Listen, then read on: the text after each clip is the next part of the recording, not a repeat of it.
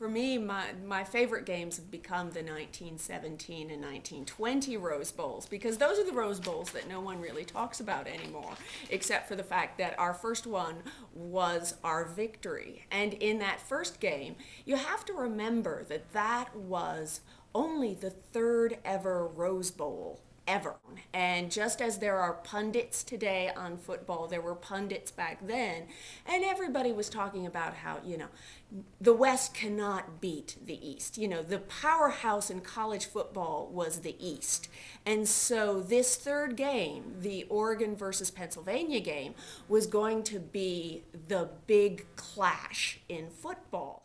The West was very much underestimated, and everybody thought that Penn was going to win because Penn was a superior team at the time. The fact that this game is viewed as so important in sort of the annals of the growth of college football and the sort of the nationalization of college football.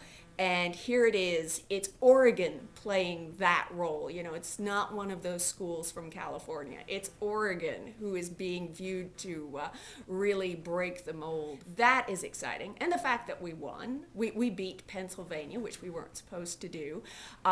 In that game, it's really kind of exciting because there were two brothers who played. The coach was Hugo Bezdek, but the two brothers who played are the Huntington brothers. And Shy Huntington was the quarterback. And his brother Hollis played as well. Now Hollis went on to actually play 3 times in the Rose Bowl because after the Oregon victory in 1917, the next 2 years, since it was during World War II during the war year or World War One, since it was during World War One, they played what they would be call they were military games. They focused on that rather than on colleges.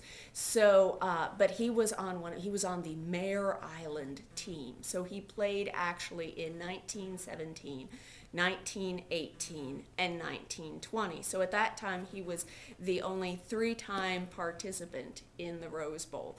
But Shy is his real name was Charles, but everyone called him Shy, and he was one of our first All-Americans as a player.